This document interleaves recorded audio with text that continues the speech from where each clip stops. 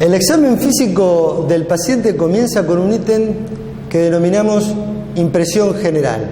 La impresión general comprende una serie de exámenes básicamente realizados con la inspección y algunos complementados con la palpación, que adquieren jerarquía en el desarrollo profesional en base a la experiencia, ya que con la impresión general muchas veces se puede hacer el diagnóstico de la enfermedad y en la mayoría de los casos saber si estamos frente a un paciente agudo, frente a un paciente crónico y el estado de gravedad de la afección por la cual consulta. Vuelvo a repetir, se va jerarquizando a medida que el profesional va adquiriendo experiencia. Es un examen, una impresión, básicamente lo que los profesionales llamamos primer vistazo, que comprende una serie de ítems, en algún modo arbitrarios, que pueden ser ampliados, pero en los cuales nosotros incluimos, en primer término, el estado de conciencia. Es de destacar que este ítem, estado de conciencia, debe estar presente al comienzo del interrogatorio y no al comienzo del examen físico para poder jerarquizar los datos obtenidos por la anamnesis. En el estado de conciencia nosotros consideramos básicamente dos cosas.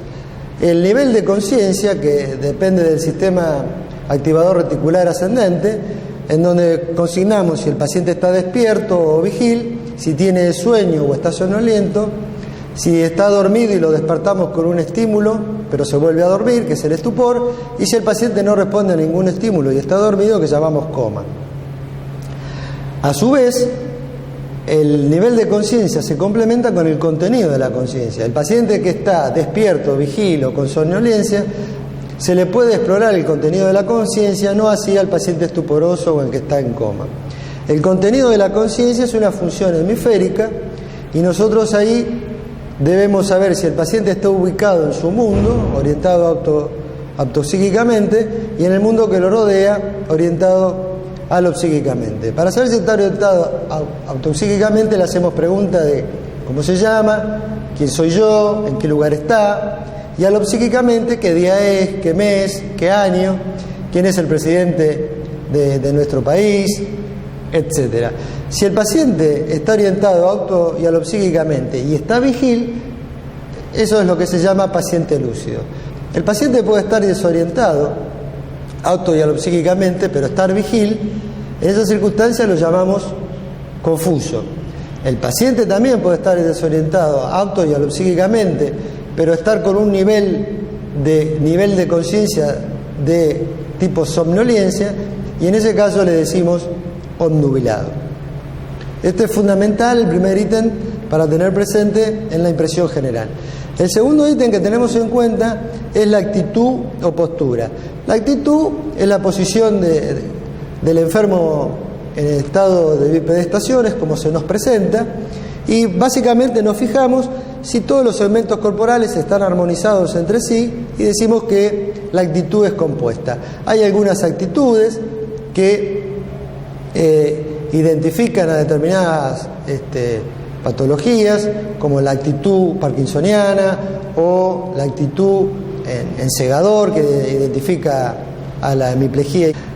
También hay posturas o posiciones del paciente sentado que son de destacar, como el paciente inclinado hacia adelante con una almohada en el pecho, sentado en la cama, que se conoce como actitud de plegaria maometana, que identifica al paciente con derrame pericárdico y está en esa posición porque mejora la mecánica respiratoria. La actitud de ortopnea, que es la posición del paciente sentado al borde de la cama y que se haya imposibilitado de ponerse en posición de decúbito dorsal o adoptar la clínica posición. Esa es una posición que adopta el paciente, es una posición forzada para mejorar su mecánica respiratoria e identifica con cierta especificidad al paciente que se halla en edema agudo de pulmón cardiogénico. Cuando el paciente está internado, acostado en la cama, esa posición la llamamos decúbito. O sea que decúbito es la posición del paciente en la cama. Básicamente se describen dos tipos de decúbito con algunos subgrupos. Esos son el decúbito activo y el decúbito pasivo. El decúbito activo es que el paciente está en determinada posición adoptada por sus propios medios, indiferente o preferencial según la circunstancia que la determina. Y el decúbito pasivo es que el paciente está en esa posición y es incapaz de modificarlo. Otro ítem que comprende la impresión general es el hábito. Esto es un ítem que ha perdido relevancia, ya que se le atribuían al hábito determinada prevalencia de algunas patologías, pero que carecen de especificidad. Hay dos hábitos básicos donde predomina la altura y la delgadez del individuo, que es el hábito longilíneo, y el hábito pícnico, en donde predomina la baja estatura y la amplitud del tórax y el abdomen, que es el hábito pícnico. Pero en general no se lo tiene muy en cuenta porque, ya repito, ha perdido especificidad. Otro ítem que se tiene muy en cuenta es la facies. La facies es un complejo de configuración de elementos estructurales o morfológicos con elementos emocionales que le dan el aspecto al rostro. Cuando están armonizados entre sí, decimos que la facies está compuesta. La facies es uno de los elementos de la impresión general que más utilidad puede dar cuando el profesional tiene experiencia, porque hay facies que identifican a determinadas patologías. Es decir, con solo ver el paciente nosotros podemos saber cuál es el síndrome o la patología que está presente, como por ejemplo la facies cushingoide, que identifica el síndrome de Cushing, o la facies parkinsoniana, que identifica al síndrome de Parkinson. La evaluación de la impresión general continúa con la evaluación del grado de nutrición.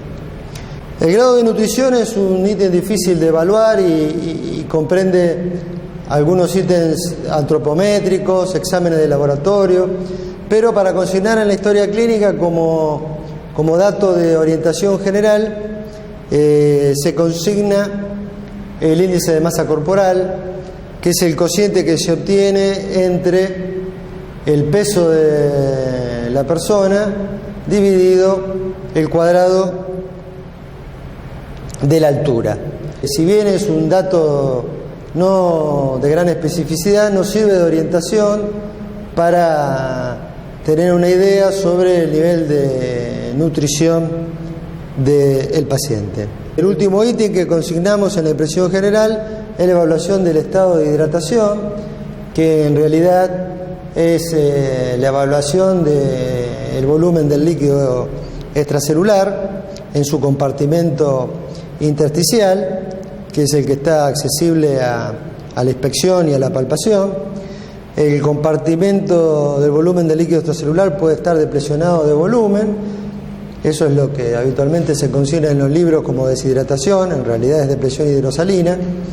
Nosotros lo podemos poner de manifiesto realizando el signo del pliegue, que consiste en hacer un pliegue de piel y celular subcutáneo con el dedo índice y el dedo pulgar, y al soltarlo, si existe depresión del volumen extracelular, el pliegue persistirá.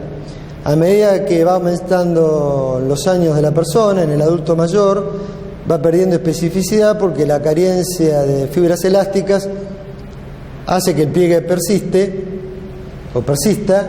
a pesar del paciente estar con un volumen normal.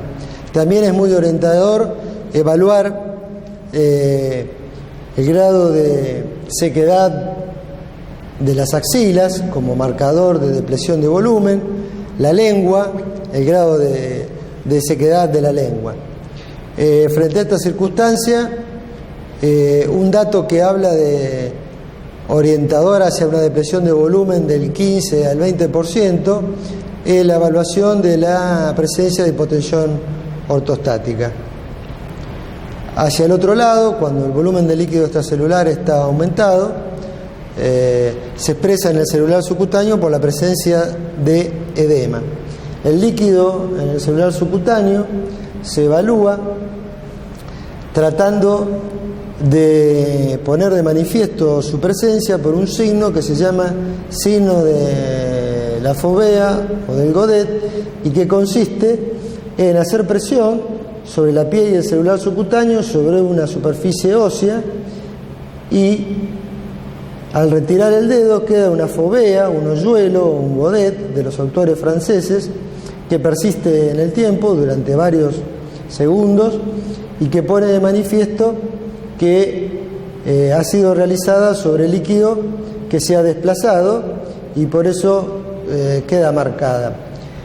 La búsqueda debe hacerse en los miembros inferiores, el tobillo, la tibia, el dorso del pie, en el paciente que deambula o que se halla de manera habitual en posición de pie.